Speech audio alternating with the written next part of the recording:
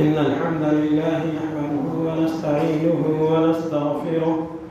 ونعوذ بالله من شرور أنفسنا من سيئات أعمالنا من يهده الله فلا مضل له ومن يضلل فلا هادي له وأشهد أن لا إله إلا الله وحده لا شريك له وأشهد أن محمدا عبده ورسوله يا أيها الذين آمنوا اتقوا الله حق تقاته ولا تموتن إلا وأنتم مسلمون يا أيها الناس اتقوا ربكم الذي خلقكم من نفس واحدة وخلق منها زوجها وبث منهما رجالا كثيرا ونساء واتقوا الله الذي تساءلون به والأرحام إن الله كان عليكم رقيبا يا أيها الذين آمنوا اتقوا الله وقولوا قولا سديدا يصلح لكم أعمالكم ويغفر لكم ذنوبكم ومن يطع الله ورسوله فقد فاز فوزا عظيما أما بعد فإن خير الحديث كتاب الله وخير الهدي هدي محمد صلى الله عليه وسلم وشر الأمور محدثاتها وكل محدثة بدعة وكل بدعة ضلالة وكل ضلالة في النار وقال الله تعالى في كلامه المجيد ولا يجرمنكم شنآن قوم على ألا تعدلوا اعدلوا هو أقرب للتقوى رب اشرح لي صدري ويسر لي أمري واحلل عقدة من لساني يفقهوا قولي رب زدني علما تمام طرح کی تعریفات حمد بڑائی بزرگی صلی اللہ رب العالمین کے لائق و سزاوار ہے جس نے ہم اور آپ کو پیدا کیا اور ہمارے اوپر بے شمار انعامات و احسانات کیے بعد درود و سلام نازل ہو تمام انبیاء کرام پر خاص طور سے آخری نبی سید المرسلین شافی النبیین امام الانبیاء جناب محمد رسول اللہ صلی اللہ علیہ وسلم پر محترم حاضرین جمعہ دینی ملی بھائیوں خواتین اسلام عزیز بچوں آزادی انسان کی فطرت میں داخل ہے دنیا میں ہر شخص آزاد رہنا چاہتا ہے اور یہ چیز صرف انسانوں تک محدود نہیں ہے بلکہ جانوروں کی فطرت میں بھی آزادی داخل ہے جانور بھی ایک قید کی زندگی کو ناپسند کرتے ہیں اس لیے علامہ اقبال رحمہ اللہ نے اپنے کلیات اقبال کے باغ درا کے مجموعے میں ایک پرندے کی فریاد کو ذکر کیا ہے اور اس شعر میں ایک قید ہونے والے پرندے کی جذبات کی ترجمانی کی ہے اور کہا آتا ہے یاد مجھ کو گزرا ہوا زمانہ وہ باغ کی بہاریں وہ سب کا چہچہانا یعنی پرندے کو بھی جب قید کر دیا جائے تو پرندہ بھی اپنے آزادی کے دنوں کو یاد کرتا ہے وہ بھی اس قید کی زندگی کو ناپسند کرتا ہے اگرچہ اس کو کھانے پینے کی چیزیں مہیا کر دی جائے اچھے سے اچھا کھانا اس کو دیا جائے لیکن پھر بھی وہ آزادی کی زندگی کو پسند کرتا ہے تو اس طریقے سے انسان ہے انسان تو بدرجہ اولا اس چیز کو پسند کرتا ہے کہ وہ آزاد رہے وہ کسی انسان کا غلام بن کر کے زندگی نہ گزارے کیونکہ یہ اس کی فطرت میں مدیت ہے اس کی فطرت میں یہ چیز شامل ہے اور اسلام میں غلامی کی زندگی کو بھی ناپسند کیا گیا ہے اسلام کی بعثت کا مقصد بھی یہی ہے کہ لوگوں کی غلامی سے آزاد کر کے اللہ کا غلام بنایا جائے جعفر طیار نے جب نجاشی بادشاہ کے سامنے جو تقریر کی اس میں نبی کے بعثت کا مقصد یہی بیان کیا کہ ہمارے درمیان ایک ایسا نبی ظاہر ہوا ہے جو لوگوں کو، انسانوں کو انسان کی غلامی سے نکال کر کے اللہ کا غلام بناتا ہے۔ یعنی اسلام کا مقصد یہی ہے کہ لوگوں کی غلامی سے نجات دلایا جائے اور دنیا میں بسنے والے تمام انسانوں کو اللہ کا غلام بنایا جائے، کیونکہ سب کے سب اللہ کے غلام ہیں۔ اسی لیے اسلام میں بہت ساری چیزوں کا کفارہ متعین کیا گیا ہے۔ غلام کا آزاد کرنا، اسلام کے آنے سے پہلے غلامی کا دور تھا۔ اس طریقے سے بازار میں جانور وغیرہ بکتے تھے، اس طریقے سے غلام بھی بکا کرتے تھے، لیکن جب اسلام آیا تو اسلام نے غلامی کی زندگی کو ناپسند کیا اور بہت ساری چیزوں کا کفارہ غلام کو آزاد کرنا متعین کیا۔ جیسے روزے کی حالت میں اگر کوئی اپنی بیوی سے ہمبستری کر لے تو اس کا جو کفارہ ہے، ایک آپشن یہ بھی ہے کہ وہ غلام کو آزاد کرے۔ اس طریقے سے قسم کا جو کفارہ ہے اس کا بھی ایک آپشن یہ ہے کہ وہ غلام کو آزاد کرے۔ تو جگہ جگہ بہت ساری چیزوں کا کفارہ غلام کو آزاد کرنا بتایا گیا، کیونکہ اسلام چاہتا ہے کہ لوگ غلامی کی زندگی سے نکلیں، کوئی انسان کسی انسان کا غلام بن کر کے زندگی بسر نہ کرے۔ اسی لیے غلام کو آزاد کرنے کی فضیلت بھی بیان کی گئی۔ صحیح بخاری کی حدیث بھی ہے کہ نبی صلی اللہ علیہ وسلم نے فرمایا کہ جس نے کسی غلام کو آزاد کیا تو اللہ تعالیٰ اس کے ایک عضو کے بدلے میں اس کو جہنم سے آزاد کرتا ہے۔ اگر کوئی غلام کو آزاد کرتا ہے تو اس کی یہ فضیلت ہے کہ اللہ تعالیٰ اس کو جہنم کی آگ سے آزاد کرتا ہے۔ یہ فضیلت بتائی گئی غلام کو آزاد کرنے کی۔ اسی وجہ سے بہت سارے صحابہ کرام نے غلاموں کو آزاد کیا۔ ابو بکر صدیق رضی اللہ عنہ نے جب دیکھا کہ بلال رضی اللہ عنہ کے اوپر ظلم و ستم کے پہاڑ توڑے جا رہے ہیں، ان کا مالک ان کو جلتی ہوئی ریت میں لٹا دیتا ہے، اوپر سے بھاری پتھر رکھ دیتا ہے تاکہ وہ اسلام سے پھر جائیں، جب اس قدر پریشان کرتا ہے ابو بکر صدیق رضی اللہ عنہ دیکھتے ہیں تو بلال رضی اللہ عنہ کو خرید کر کے آزاد کر دیتے ہیں۔ عبد الرحمن بن عوف رضی اللہ عنہ نے بہت سارے غلاموں کو آزاد کیا، کیونکہ صحابہ کرام جانتے تھے کہ غلام کو آزاد کرنا بہت ثواب کا کام ہے اور اسلام میں غلامی کی زندگی کو ناپسند کیا گیا ہے۔ اللہ کے نبی صلی اللہ علیہ وسلم نے زید بن حارثہ کو بھی اس طریقے سے آزاد کر دیا۔ زید بن حارثہ رضی اللہ عنہ خدیجہ رضی اللہ عنہ کے غلام تھے۔ خدیجہ رضی اللہ عنہ نے نبی صلی اللہ علیہ وسلم کو دے دیا۔ اللہ کے نبی صلی اللہ علیہ وسلم نے ان کو آزاد کر کے ان کو اپنا متبنہ بیٹا بنا لیا، لے پالک لڑکا بنا لیا، اور نبی صلی اللہ علیہ وسلم اتنا چاہنے لگے، اتنی محبت کرنے لگے ان سے کہ صحابہ کرام زید بن محبت کہہ کے، زید بن محمد کہہ کے پکارنے لگے، یہاں تک کہ اللہ رب العالمین نے آیت نازل کی اور کہا کہ ان کو ان کے باپ کے نام سے پکارو۔ اس کے بعد زید بن حارثہ کہہ کر کے پکارنے لگے۔ تو نبی صلی اللہ علیہ وسلم کا غلاموں کو آزاد کرنا، اس طریقے سے ان کے ساتھ اچھا سلوک کرنا، یہ طریقہ ہوا کرتا تھا۔ اس طریقے سے صفیہ رضی اللہ عنہ وہ بھی ایک لونڈی بن کر کے آئی تھیں، اللہ کے نبی صلی اللہ علیہ وسلم نے ان کو بھی آزاد کر دیا اور آزاد کر کے ان سے نکاح کر لیا۔ تو یہ تمام واقعات اس بات پر دلالت کرتے ہیں کہ اسلام میں غلامی کی زندگی کو ناپسند کیا گیا ہے۔ اسلام نہیں چاہتا کہ کوئی شخص کسی کا غلام بن کر کے رہے۔ اور آج سے تقریباً 75 سال یا جو بھی ہے اتنے سال پہلے ہمارا ملک بھی انگریزوں کی غلامی میں تھا، انگریزوں کا غلام تھا، اور اس کو آزاد کرانے کے لیے سب سے زیادہ مسلمانوں نے قربانیاں پیش کی، کیونکہ اسلام میں یہ چیز ہے کہ اسلام غلامی کی زندگی کو ناپسند کرتا ہے۔ مسلمان یہ نہیں چاہتے ہیں کہ کوئی شخص کسی انسان کا غلام بنا رہے، اور مسلمانوں نے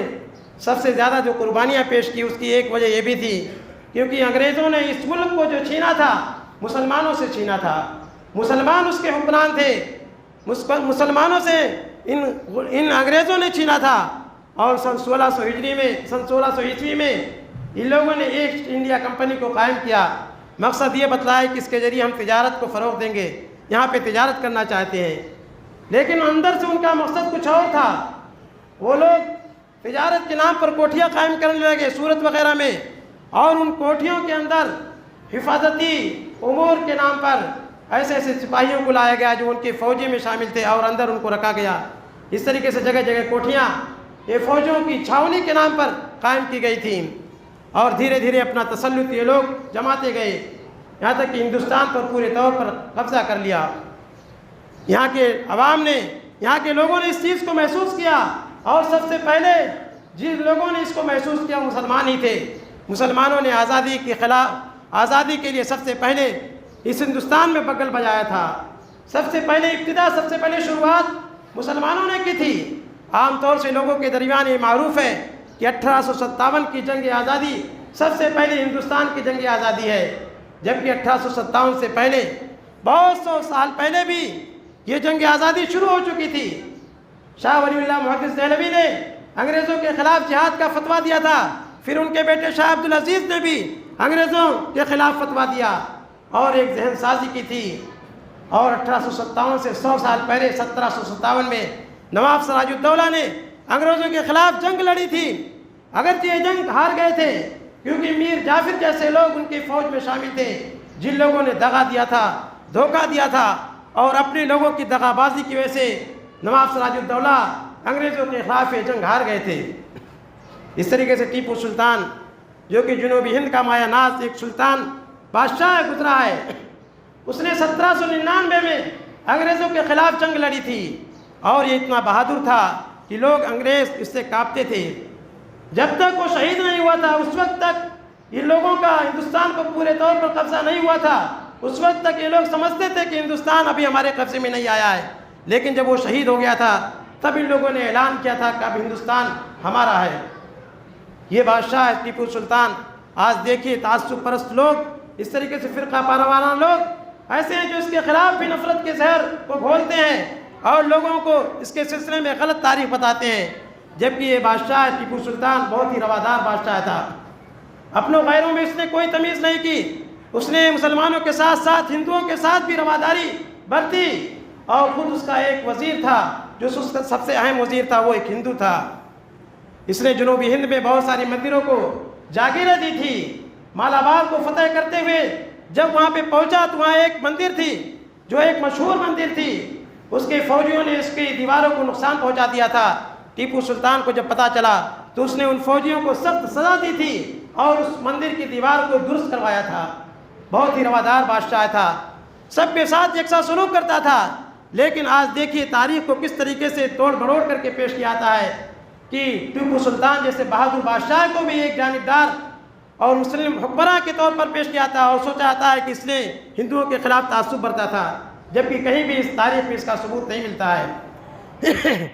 اس نے 1799 میں انگریزوں کے خلاف جنگ لڑی تھی اور یہ جنگ بھی جیت جاتا،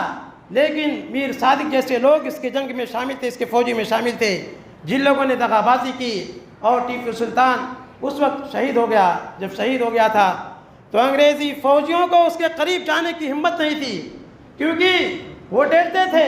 اسی کا ایک مشہور قول ہے کہ گیدڑ کی 100 سالہ زندگی سے شیر کی ایک دن کی زندگی بہتر ہے۔ بہت ہی بہادر تھا، اس لیے اس کے قریب کسی کو جانے کی ہمت نہیں ہو رہی تھی۔ لیکن جب ان کو یقین ہو گیا کہ یہ شہید ہو چکا ہے تو اس وقت ان کو یقین ہو گیا کہ اب ہندوستان پہ ہمارا قبضہ ہے۔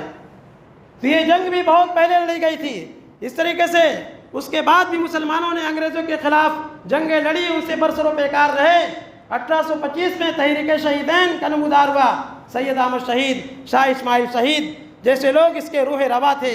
اور انہوں نے انگریزوں کے خلاف جنگیں لڑی، سکھوں کے خلاف جنگیں لڑی، اور دعوت و تبلیغ کے فریضوں کو بھی انجام دیا۔ یہاں تک کہ بالا کوٹ کی میدان میں جب یہ شہید ہو گئے تو اس کے بعد بھی یہ جنگ رکی نہیں، بلکہ اس کے بعد بھی ان کے جانشینوں نے انگریزوں کے خلاف ہمیشہ جنگیں لڑی اور انگریزوں کے خلاف بغاوت کرتے رہے۔ یہاں تک کہ تاریخ میں ملتا ہے کہ 5 لاکھ علماء کرام کو شہید کر دیا گیا تھا۔ یعنی اس جنگ آزادی میں اتنی کثرت سے علماء کرام شہید ہوئے تھے، کوئی بھی درخت خالی نظر نہیں آتا تھا جس میں علماء کرام کی لاشیں نہ لٹکا دی گئی ہوں۔ اتنی کثیر تعداد میں اس طریقے سے بہت ساری تحریکیں اٹھی تھی، تحریک شہیدین، ریشمی رومال تحریک اور بائیکاٹ والی تحریک، یہ تمام کی تمام تحریکوں میں مسلمان شامل تھے، اور مسلمانوں نے انگریزوں کے خلاف پورے طور پر پوری بہادری کے ساتھ جنگیں لڑی ہیں۔ اور اس کے بعد کے دور میں بھی آپ دیکھیے تو بہت سارے علماء کرام، خاص طور سے علامہ ابوالکلام رحمہ اللہ، ان کی خدمات کو، ان کی آزادی کی لڑائی کو کبھی بھی فراموش نہیں کیا جا سکتا ہے۔ ان کی خدمات کو نمایاں لفظوں میں لکھنے کی ضرورت ہے۔ اس لیے کہ علامہ ابوالکلام مولانا ابوالکلام آزاد یہ جنگ کی آزادی کی لڑنے کی وجہ سے 15 سال جیل میں رہے تھے. 15 سال یعنی ان کی زندگی کا ایک ایک لمحہ اتنا قیمتی تھا. لیکن ذرا سوچئے کہ 15 سال انہوں نے جیل میں گزارا. کانگریس کے کئی مرتبہ یہ لوگ مولانا ابوالکلام آزاد یہ صدر بھی رہ چکے ہیں اور انہوں نے الہلال البلاغ جیسے اوراق نکالے اور اخبار نکالے. ان اخبار کے ذریعے علامہ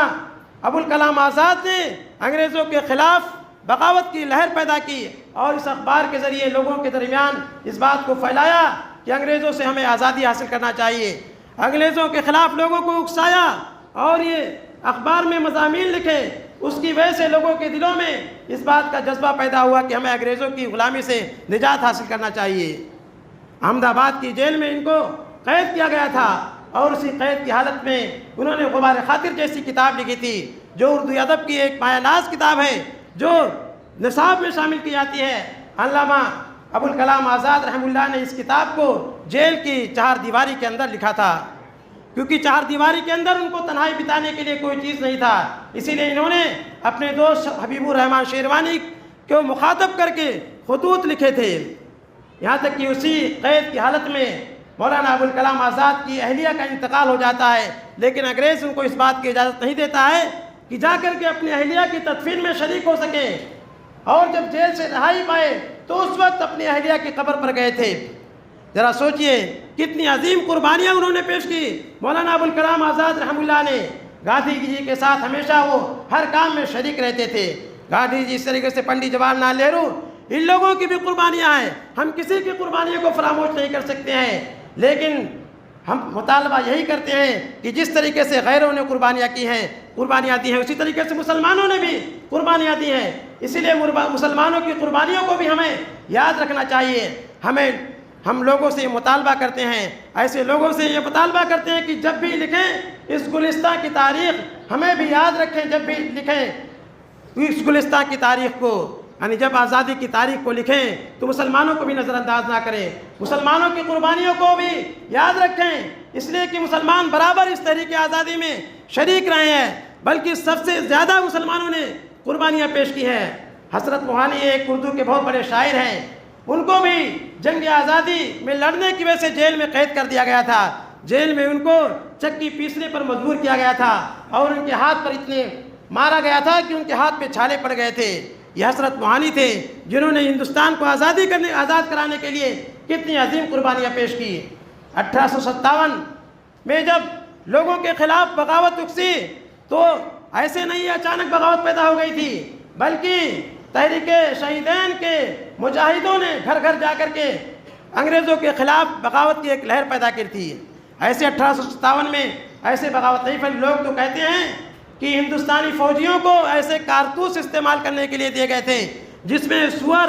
اور گائے کی چربی تھی اور اس کو دانتوں سے کھولنے کے لیے مجبور کیا گیا تھا جس کی وجہ سے ہندوستانی لوگ چاہے ہندو یا مسلمان یہ بغاوت پر اتر گئے تھے.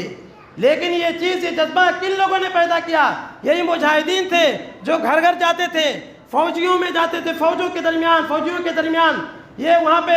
انگریزوں کے خلاف بغاوت پر اکسایا کرتے تھے اور ان کے دل کو بھرتے تھے. یہی مجاہدین جاتے تھے جو ان کے خلاف انگریزوں کے خلاف اکسایا کرتے تھے. اس کے بعد یہ تحریک یہ 1857 کی یہ تحریک اور یہ جنگ شروع ہوئی تھی. لوگ بہادر شاہ ظفر جو کہ آخری مغل بادشاہ تھا اس کی قیادت میں لوگ جمع ہوئے اور تمام لوگوں نے بہادر شاہ ظفر کو اپنا قائد مانا. حالانکہ اس وقت وہ بڑھاپے کی عمر کو پہنچ چکے تھے وہ راضی نہیں تھے لیکن جب لوگوں نے مجبور کیا تو لوگوں کی قیادت کرنے پر راضی ہو گئے اور جنگیں لڑی. لیکن اس موقع پر بھی مسلمان اس طریقے سے ہندوستان کے لوگ اس جنگ کو ہار گئے. 1857 کی بغاوت بھی ناکام ہو گئی اور اس ناکامی کے بعد سب سے زیادہ جن کو سزائیں دی گئی ایذائیں دی گئی مسلمان ہی تھے کیونکہ انگریز جانتے تھے کہ اس میں بھی سب سے زیادہ مسلمانوں کا حصہ ہے. اسی لیے مسلمانوں کی زمینوں کو ضبط کیا گیا ان کے اس پر مقدمے دائر کیے گئے اور اس کے بعد 25,000 مسلمانوں کو سولی پہ لٹکا دیا گیا تھا. اس 1857 کی بغاوت کے بعد انگریزوں نے سب سے زیادہ انتقام مسلمانوں سے لیا تھا. یہ مسلمانوں کی قربانیاں ہیں. یہاں تک کہ بہادر شاہ ظفر اس کو قید کر کے رنگون بھیج دیا جاتا ہے اور اس کے 4 شہزادے تھے، 4 بیٹے تھے، ان کو قتل کر کے ان کے سروں کو تشتری میں سجا کر کے بہادر شاہ ظفر کے سامنے پیش کیا آتا ہے۔ ذرا سوچو، ایک بوڑھا باپ ہے، اس کے بیٹوں کے سر کو قلم کر کے اس کے سامنے پیش کیا آتا ہے، اس کے دل پر کیا گزری ہوگی؟ جوان بیٹے کا اگر انتقال ہو جائے تو باپ بالکل نڈھال ہو جاتا ہے۔ اس کے 4 شہزادوں کو قتل کر دیا جاتا ہے، ان کے سروں کو اس کے سامنے پیش کیا جاتا ہے۔ کتنی عظیم قربانی ہے بہادر شاہ ظفر کی، یہاں کے مسلمانوں کی۔ لیکن افسوس ہوتا ہے کہ لوگ مسلمانوں کی قربانیوں کو نظر انداز کرتے ہیں اور سوچتے ہیں کہ صرف ہندوؤں نے قربانیاں دی ہیں اور یہ ملک ہندوؤں کا ہے۔ یہ ملک صرف ہندوؤں کا نہیں ہے، یہ ملک تمام لوگوں کا ہے۔ جس طریقے سے ہندوؤں نے قربانی کی تھی، جس طریقے سے پنڈت جواہر لال نہرو، مہاتما گاندھی، سبھاش چندر بوس، اس طریقے سے دیگر ہندوؤں نے قربانیاں پیش کی ہیں، اسی طریقے سے اشفاق اللہ خان، مولانا ابوالکلام آزاد، حسرت موہانی، اس طریقے سے مولانا ثناء اللہ امرتسری، ان کو بھی جیل میں رکھا گیا تھا۔ سید نذیر حسن محدث دہلوی، ان کو بھی جیل میں 1 سال تک قید میں رکھا گیا تھا۔ اس طریقے سے مولانا عبدالقیوم رحمانی جو دنیا کے رہنے والے ہیں، ان کو بھی قید کیا گیا تھا۔ انہوں نے بھی بے مثال قربانیاں پیش کی ہیں، اسی لیے ان پوری آزاد ہونے کے بعد ان کی قربانیوں کا اعتراف کرتے ہوئے ان کو ایک ایسا پاس دیا گیا تھا کہ وہ پورے ہندوستان میں کہیں بھی سفر کر سکتے ہیں۔ اس پاس کا استعمال کرتے ہوئے انہوں نے پورے ہندوستان کا دورہ کیا اور جگہ جگہ تقریریں کی تھی، اس کا فائدہ انہوں نے خوب اٹھایا تھا۔ مفسرین قرآن علامہ عبدالقیوم رحمانی رحمہ اللہ، اسی طریقے سے قاضی عدیل عباسی جو ہمارے بیوا کے رہنے والے تھے، ہمارے علاقے کے رہنے والے تھے، انہوں نے بھی اخبار میں مضامین لکھے اور انہوں نے بھی آزادی کے خلاف جنگیں لڑی، ان کو بھی جیل میں ڈالا گیا تھا۔ یہ تمام مسلمان تھے جنہوں نے آزادی کے لیے بے مثال قربانیاں پیش کی، اور بھی بہت سارے علماء کرام، یہاں تک کہ علماء صادق پور کی قربانیوں کو نظر انداز بالکل نہیں کیا جا سکتا ہے۔ علماء صادق پور تمام کے تمام اہل حدیث تھے۔ میں نہیں کہتا ہوں کہ صرف اہل حدیث علماء کرام نے، علماء دیوبند بھی کیوں قربانیاں ہیں۔ آج اگر علماء دیوبند کے لوگ بھی اگر آزادی کے متوالوں کا تذکرہ کرتے ہیں تو اہل حدیث علماء کرام کو فراموش کر بیٹھتے ہیں، یہ بھی تعصب سے کام لیتے ہیں، اور اگر ہوتا بھی ہے تو صرف مولانا ابوالکلام آزاد کا نام لیتے ہیں، جبکہ علماء صادق پور کی ایسی قربانیاں ہیں کہ جب ملک آزاد ہوا تو سب سے پہلے وزیر اعظم پنڈت جواہر لال نہرو، اس خاندان کے ایک مولانا عبدالخبیر رحمہ اللہ زندہ تھے، اس وقت ان کے پاس گئے اور کہا کہ آپ لوگوں نے، علماء صادق پور نے جو قربانیاں پیش کی ہے، اگر اس کو ترازو کے ایک پلڑے میں رکھ دیا جائے اور پورے لوگوں کی قربانیوں کو ترازو کے دوسرے پلڑے میں رکھ دیا جائے تو علماء صادق پور کا پلڑا غالب آ جائے گا، جھک جائے گا۔ یعنی علماء صادق پور نے ایسی قربانیاں پیش کی ہیں کہ اگر ان کو ایک طرف کر دیا جائے اور تمام قربانیاں پیش کرنے والوں کو دوسری طرف کر دیا جائے تو ان کی قربانیاں، علماء صادق پور کی قربانیاں غالب آ جائیں گی۔ یہ پنڈت جواہر لال نہرو جو سب سے پہلے پرائم منسٹر ہیں، انہوں نے اس کا اعتراف کیا، مولانا عبدالخبیر سے مل کر کے کہے کہ بتاؤ آپ لوگ کیا چاہتے ہیں، آپ کیا چاہتے ہیں اس کے بدلے میں، کیا آپ کو جاگیر دی جائے، جائیداد زمین دے دی جائے یا اور کچھ چاہتے ہیں؟ انہوں نے کہا کہ ہمارے اسلاف نے، ہم لوگوں نے جو یہ قربانیاں پیش کی ہیں صرف اور صرف اللہ کے خاطر، ہمیں کوئی صلہ نہیں چاہیے، ہم کسی ستائش کی تمنا نہیں کرتے ہیں، ہمیں کسی صلے کی تمنا نہیں ہے، ہمیں کچھ نہیں چاہیے، ہم نے اللہ کے لیے قربانیاں پیش کی ہیں۔ تو یہ علماء صادق پور کی قربانیاں ہیں کہ عین عید کے دن ان کے گھروں پر بلڈوزر چلا دیے گئے تھے اور ان کی جائیدادوں کو ضبط کر لیا گیا تھا۔ اس طریقے سے کالا پانی کی سزائیں دی گئی تھی۔ کالا پانی کی سزائیں جو دی گئی تھی ان میں کون تھے؟ علماء اہل حدیث تھے۔ اس طریقے سے مسلمان تھے جن کو کالا پانی کی سزا دی گئی۔ کالا پانی کیا ہے؟ آپ لوگ سنتے رہتے ہیں، انڈمان نکوبار میں ایک جگہ ہے اور وہاں پہ ایسے کمرے تھے، 4x5 کا کمرہ تھا، صرف 2 مرتبہ کھلتا تھا، اسی تنگ تاریک کمرے میں ان کو ٹھوس کر کے رکھا جاتا تھا، جس طریقے سے گائے بکری کو رکھا جاتا ہے، اس سے زیادہ تنگ یہ کمرہ تھا، اسی میں رکھا جاتا تھا، اور جب دروازہ کھلتا تھا تو روٹی اور دال دی جاتی تھی۔ روٹی ایسی تھی جس میں ڈنٹھل رہتے تھے، دال بالکل پانی کی طرح رہتی تھی، یہی کھانا ان کو دیا جاتا تھا۔ قید و بند کی صعوبتوں کو علماء صادق پور نے برداشت کیا، کالا پانی کی سزاؤں کو ہمارے علماء کرام نے برداشت کیا، اس سزا کو برداشت کرتے رہے، لیکن کبھی بھی سفارش نامہ نہیں لکھا۔ لیکن ساورکر، اس نے وہیں سے خط لکھا تھا اور کہا تھا کہ ہمیں معاف کر دو، اور جب ہمیں چھوڑ دو گے اس کے بعد ہم کبھی تمہارے خلاف بغاوت نہیں کر دیں گے۔ اور اس کی باتوں میں آ کر کے انگریزوں نے اس کو معافی نامہ کو قبول کیا تھا۔ تو معافی جس نے مانگی تھی یہ غیروں نے معافی تھی، ہمارے لوگوں نے کبھی معافی نہیں مانگی، ہمارے لوگوں نے قربانیاں پیش کی اس ہندوستان کے خاطر، لیکن آج اسی مسلمانوں سے کہا جاتا ہے کہ یہ تمہارا ہندوستان نہیں ہے۔ مسلمانوں، ہمیں اس بات کی ضرورت ہے کہ ہم اپنے نوجوانوں تک تاریخ کو پہنچائیں، آنے والی نسلوں تک ہم اس چیزوں کو پہنچائیں، کیونکہ آپ دیکھیے تاریخ کو توڑ بڑوڑ کر کے پیش کیا جاتا ہے، نصابی کتابوں میں بھی تبدیلی کر دی گئی ہے، اور ہمارے جو رہنما ہیں، جو ہمارے لیڈر ہیں، ان کی قربانیوں کو فراموش کیا جاتا ہے، غیروں کی قربانیوں کو نصابی کتاب میں بھی شامل کیا جاتا ہے۔ اگر ہم اپنے آنے والی نسلوں کو یہ بات نہیں پہنچائیں گے تو پھر کون پہچانے گا، کون جانے گا کہ ہمارے اسلاف نے بھی قربانیاں پیش کی اس ہندوستان کو آزاد کرانے میں، ورنہ اسی تاریخ کے بہ میں لو میں یہ بھی بہ جائیں گے۔ اسی لیے اس بات کی آج اشد ضرورت ہے کہ ہم لوگوں کو یہ بات سمجھائیں، بتلائیں کہ یہ ہندوستان ہمارا بھی ہے، اور انہی قربانیوں کی وجہ سے ہندوستان 15 اگست 1947 کو آزاد ہوا تھا۔ پھر آزاد ہونے کے بعد یہ ضرورت محسوس کی گئی کہ اس ملک کو کیسے چلایا جائے، حالانکہ اس کے بعد بٹوارے کا یہ سانحہ پیش آیا تھا، بٹوارے کا ذمہ دار بھی آج مسلمانوں کو بنایا جاتا ہے، جبکہ پٹیل اس طریقے سے اور دیگر لوگ اور جناح یہ تمام لوگ اس میں شامل تھے۔ مولانا ابوالکلام آزاد، جن کو ہم نے اپنا لیڈر تسلیم کیا، وہ اس کے سخت خلاف تھے، ان کا دل لہولہان تھا، ان کا دل چھلنی تھا جب بٹوارہ ہو رہا تھا۔ وہ یہاں کے مسلمانوں کو مخاطب ہو کر کے فرما رہے تھے، جب ہم مسجد کی سیڑھیوں پر یہ تقریر کر رہے تھے، اعلان کر رہے تھے کہ اے مسلمانوں، تم یہاں کے لوگوں کو، یہاں کی مسجدوں کو چھوڑ کر کے کہاں جا رہے ہو؟ یہاں کے مسجدوں کے مینارے تمہیں پکار کر کے کہہ رہے ہیں، تم ہمیں کس کے سہارے پر چھوڑ کر کے جا رہا ہو؟ یہاں کی دریاؤں کے کنارے تمہارے اسلاف نے وضو کیا تھا۔ مولانا ابوالکلام آزاد رحمہ اللہ اس کے سخت مخالف تھے، ان کا دل لہولہان تھا، اور انہیں کی دعوت پر لبیک کہتے ہوئے ہمارے آباء و اجداد نے اس ہندوستان میں رہنے کو پسند کیا۔ آج ہم سے دیش بھکتی کا ثبوت مانگا جاتا ہے، اس سے بڑی دیش بھکتی کیا ہو سکتی ہے کہ ہمیں تو اختیار دیا گیا تھا کہ چاہو تو پاکستان چلے جاؤ یا ہندوستان میں رہو، لیکن ہم نے اختیار کے باوجود بھی اپنے ملک ہندوستان میں رہنے کو پسند کیا، کیونکہ ہمیں اس سرزمین سے محبت ہے، ہم اسی میں پیدا ہوئے، ہم اسی میں پلے بڑھے، یہاں تک کہ وفات کے بعد بھی اسی کے خاک میں ہم مٹ جاتے ہیں، اسی کے خاک میں ہم دفن ہو جاتے ہیں۔ ہمیں اپنے ملک سے محبت ہے، اور کس کو نہیں محبت ہے؟ یہ تو فطرت میں داخل ہے۔ ہمارا ملک ہمارے گھر کی طرح ہے، جس طریقے سے ہم اپنے گھر سے محبت کرتے ہیں، ہم اپنے گھر کو سنوارتے ہیں، اسی طریقے سے ہم اس ملک کی ترقی میں بھی ہمیشہ کوشاں رہتے ہیں۔ ہم چاہتے ہیں کہ ہمارا ملک ترقی کرے، ہمارا ملک فرقہ وارانہ فسادات سے پاک ہو، ہمارے ملک میں تمام لوگ امن و امان کے ساتھ رہیں، اس لیے کہ ملک کی ترقی کا راز اسی میں مضمر ہے کہ تمام لوگ، چاہے وہ ہندو ہوں یا مسلم ہوں یا سکھ ہوں یا عیسائی ہوں، سب لوگ اپنے مذہب پر عمل کرتے ہوئے اور اس ملک کی ترقی میں نمایاں رول ادا کریں۔ جمہوریت کو نافذ کیا گیا، جب آزاد ہوا اس کے بعد یہ ضرورت محسوس کی گئی کہ اس ملک کو چلانے کے لیے ایک قانون بنایا جائے۔ قانون بنانے کے لیے ایک کمیٹی تشکیل کی دی گئی، اس میں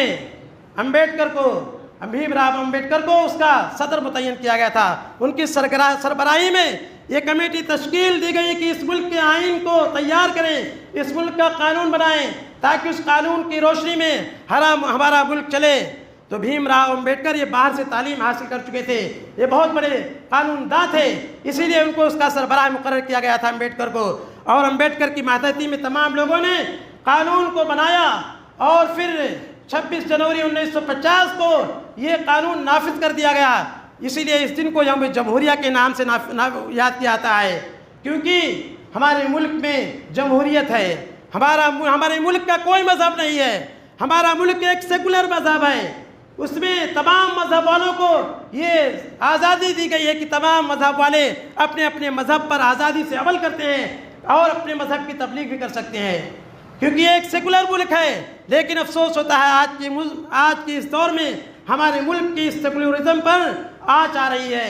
آج اس کے ساتھ کھلواڑ کیا جا رہا ہے، آج مسلمانوں کے ساتھ دوغلی پالیسی اپنائی جا رہی ہے۔ آج اگر ایک جرم کو کوئی غیر کرتا ہے تو اس کے لیے کوئی سزا نہیں ہے، لیکن اگر اسی کام کو مسلمان کرتا ہے تو اس کے لیے سخت سے سخت سزائیں نافذ کی جاتی ہے۔ ایک مسلمان اگر کہیں کھڑا ہو کر کے نماز پڑھ جاتا ہے تو اس کے اوپر مقدمے قائد کر دیے جاتے ہیں، اس کو گرفتار کر لیا جاتا ہے، لیکن دوسرے لوگ جو چاہے کریں، ان کو کھلی آزادی ہے، چاہے وہ مسلمانوں کے خلاف کیسے بھی نعرے لگائیں۔ ابھی 2-3 دنوں پہلے آپ نے دیکھا، مشاہدہ کیا کہ کس طریقے سے ایک خالص مذہبی تقریب کو ایک سیاسی تقریب کا نام دے دیا گیا اور اس میں بڑے بڑے لیڈروں نے شرکت کی اور مسلمانوں کو کس طریقے سے پست کرنے کی کوششیں کی گئی ہے۔ یہ ہمارا ملک اس بات کی اجازت نہیں دیتا ہے۔ ہمارا ملک سیکولر ملک ہے، اس میں تمام لوگوں کو مذہبی آزادی ہے، ہر شخص اپنے مذہب پر آزاد ہو کر کے عمل کر سکتا ہے۔ ضرورت اس بات کی ہم اس کے سیکولرزم کے تحفظ کے لیے کھڑے ہوں اور ایسے لوگوں کے خلاف آوازیں اٹھائیں اور ہم بتلائیں کہ یہ ملک ہمارا بھی ہے۔ جس طریقے سے آپ کا اس ملک پر قبضہ ہے، جس طریقے سے آپ اس ملک کے باشی ہیں، اسی طریقے سے مسلمان بھی اس ملک کے رہنے والے ہیں۔ اسلام میں دیکھیے کس طریقے سے عدل و مساوات کا درس دیا گیا ہے۔ ضرورت ہے کہ اس بات کو اپنایا جائے۔ اسلام میں تو یہ کہا گیا ہے کہ وَلَا يَجْرِمَنَّكُمْ شَنَآنُ قَوْمٍ عَلَىٰ أَلَّا تَعْدِلُوا اعْدِلُوا هُوَ أَقْرَبُ لِلتَّقْوَىٰ، کہ کسی قوم کی مخالفت تمہیں اس بات پر آمادہ نہ کرے کہ تم اس کے ساتھ عدل و انصاف نہ کرو، تم اس کے ساتھ بھی عدل و انصاف کرو، یہ تقویٰ کے زیادہ قریب ہے۔ یعنی اگر غیر قوم کا ہے، تمہارے مذہب کا ماننے والا نہیں ہے، تمہارے دین پر چلنے والا نہیں ہے، تب بھی تم اس کے ساتھ انصاف کرو۔ یہ اسلام سکھاتا ہے۔ مسلمان اس پر عمل پر آ رہے کہ مسلمانوں نے کبھی کسی کے خلاف ظلم و زیادتی نہیں کی، مسلمانوں نے ہمیشہ انصاف سے کام لیا ہے۔ محمد بن قاسم نے جب اس ملک کو فتح کیا تھا اور یہاں پہ جب حکومت کی تو اس نے اعلان کر دیا تھا کہ ہمارے ملک میں تمام لوگوں کو مذہبی آزادی ہے، جس کا جو دل چاہے مذہب اختیار کرے، اور اس ملک کے رعایا کی عزت و مال اور اس کی آبرو کی حفاظت کرنا ہماری حکومت کی ذمہ ہے۔ محمد بن قاسم نے ایسی حکومت کی تھی کہ علامہ بلازری ایک مورخ ہے، وہ لکھتے ہیں کہ جب 3 سال کے بعد اس کو دمشق بلا لیا گیا تھا تو اس وقت یہاں پہ غم و آلام کی کیفیت طاری تھی، لوگ نڈھال تھے غم سے، اور اس کے جانے پر لوگ آنسو بہا کر کے رو رہے تھے، یہاں تک کہ محمد بن قاسم کے ہندوستان سے جانے کے بعد لوگوں نے اس کی مورتیاں بنا لی تھی اور اس کی پوجا کرنی شروع کر دی تھی۔ اتنی محبت تھی، اتنی چاہت تھی۔ مسلمانوں نے ظلم نہیں کیا، مسلمانوں نے ہمیشہ رواداری سے کام لیا، عدل و انصاف سے کام لیا، کیونکہ ہمارا مذہب یہی سکھلاتا ہے کہ اگر غیر قوم کا بھی ہو تب بھی اس کے ساتھ انصاف کیا جائے۔ اللہ رب العالمین نے قرآن کریم میں فرمایا، یا ایھا الذین آمنوا کونوا قوامین بالقسط شہداء للہ ولو علی انفسکم او الوالدین والاقربین۔ اللہ رب العالمین فرما رہا ہے کہ اے ایمان والو، تم عدل و انصاف کو قائم کرنے والے بن جاؤ، اللہ کے لیے سچی گواہی دینے والے بن جاؤ، اگرچہ تمہیں اپنے خلاف گواہی کیوں نہ دینا پڑے، اگرچہ تمہیں اپنے والدین کے خلاف گواہی دینا کیوں نہ پڑے، اگرچہ اپنے رشتہ داروں کے خلاف گواہی دینا کیوں نہ پڑے۔ یعنی اگر تمہیں اپنے خلاف گواہی دینے کی ضرورت پیش آ جائے تب بھی تم عدل و انصاف سے کام لو، تب بھی تم سچی گواہی دینے والے بنو۔ یہ اسلام سکھاتا ہے۔ عبداللہ بن رواحہ، ان کو خیبر میں جو زمین دیے گئے تھے، یہودیوں کو زمین دی گئی تھی کاشتکاری کے لیے، عبداللہ بن رواحہ کو ہر سال بھیجا جاتا تھا تاکہ وہ وہاں کی زمینوں کا تخمینہ کر کے، اندازہ لگا کر کے وہاں سے وصول کر کے لائیں، کیونکہ اللہ کے نبی صلی اللہ علیہ وسلم نے ہی ان کو یہ دی تھی، یہ اس شرط پر تھی کہ خیبر کی پیداوار کا آدھا حصہ مسلمانوں کو دینا پڑے گا اور آدھا حصہ یہ یہودی لوگ لیں گے۔ تو عبداللہ بن رواحہ ایک مرتبہ جب گئے تو یہودیوں نے ان کو رشوت کی پیشکش کی تاکہ ہمارے سلسلے میں کم تخمینہ لگائیں، لیکن عبداللہ بن رواحہ نے کہا کہ تم لوگ ہمارے نزدیک سور اور بندر سے بھی زیادہ ذلیل ہو، اور میں جس کی طرف سے بھیجا گیا ہوں میرے نزدیک سب سے زیادہ محبوب ہیں، لیکن یہ دشمنی ہمیں اس بات پر آمادہ نہیں کرے گی کہ میں تمہارے ساتھ انصاف نہیں کروں گا، میں تمہارے ساتھ انصاف کروں گا۔ اگرچہ تم لوگ میرے نزدیک مقبوض ہو، لیکن یہ مت خیال کرو کہ میں تمہارے ساتھ ظلم کروں گا، ایسی حالت میں بھی میں تمہارے ساتھ انصاف کروں گا۔ عبداللہ بن رواحہ نے جب یہ کہا تو ان لوگوں نے کہا کہ اسی عدل و انصاف کی وجہ سے یہ زمین و آسمان قائم ہے۔ تو یہ مسلمانوں کا طریقہ رہا کرتا تھا۔ بے مثال مثالیں مل جائیں گی، تاریخ میں ایسے بہت سارے واقعات مل جائیں گے جس سے ثابت ہوتا ہے کہ مسلمانوں نے ہمیشہ رواداری سے کام لیا ہے۔ یہاں تک کہ اکبر کے بارے میں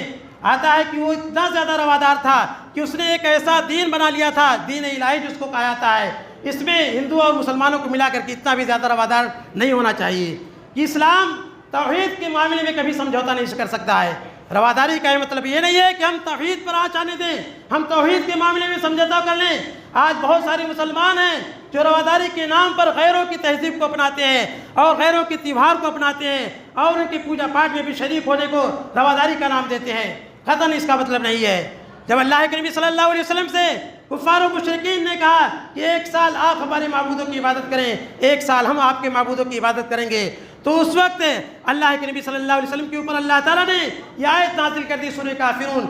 قل یا ایھا الکافرون لا اعبد ما تعبدون، اے کافرو سن لو، جس کی تم لوگ عبادت کرتے ہو میں عبادت نہیں کروں گا، اور میں جس کی عبادت کرتا ہوں تم عبادت نہیں کر سکتے ہو، اور تمہارے لیے تمہارا دین، ہمارے لیے ہمارا دین۔ ایک مسلمان توحید کے معنی میں کبھی کمپرومائز نہیں کر سکتا ہے، کبھی کوئی سمجھوتا نہیں کر سکتا ہے۔ تو کہنے کا مقصد یہ ہے کہ توحید کے معاملے میں ہمیں کبھی بھی کمپرومائز نہیں کرنا چاہیے۔ ہمیں اپنے وطن سے محبت ہے، بے مثال محبت ہے، اور یہ ہمارے ایمان کا ایک حصہ ہے، کیونکہ اللہ کے نبی صلی اللہ علیہ وسلم نے یہ تعلیم دی ہے۔ نبی صلی اللہ علیہ وسلم جب مکہ کو چھوڑ کر کے جا رہے تھے تو اس وقت آپ صلی اللہ علیہ وسلم کہہ رہے تھے کہ اے مکہ تو کتنی بہترین سرزمین ہے، اگر مجھے یہاں سے نکالا نہیں جاتا تو کبھی بھی مکہ چھوڑ کر کے نہیں جاتا، کیونکہ اللہ کے نبی صلی اللہ علیہ وسلم مکہ میں پیدا ہوئے تھے۔ ہم بھی جس شہر میں جس ملک میں پیدا ہوئے ہیں ہمیں اس ملک سے محبت ہے، ہم سے دیش بھکتی کا ثبوت نہ مانگا جائے، ہم بھی اتنی ہی محبت کرتے ہیں جتنی تم محبت کرتے ہو، اور یہ ہندوستان یہ ہمارا بھی ہے جس طریقے سے تمہارا ہے، تمام لوگوں کا یہ ملک ہے۔ تو کہنے کا مقصد یہ ہے کہ آزادی کے موقع پر، یوم جمہوریہ کے موقع پر ہمیں اپنے نوجوانوں کو بتلانا چاہیے کہ اس آزادی کی تحریک میں مسلمان سب سے زیادہ شریک ہیں، اور فرقہ وارانہ طاقتوں کو بھی متنبع کر دینا چاہیے۔ یہ ملک صرف تمہارا نہیں ہے بلکہ تمام لوگوں کا ہے، چاہے ہندو ہو یا مسلم ہو یا سکھ ہو یا عیسائی ہو، اور ضرورت اس بات ہے کہ اس ملک کی گنگا جمنی تہذیب کو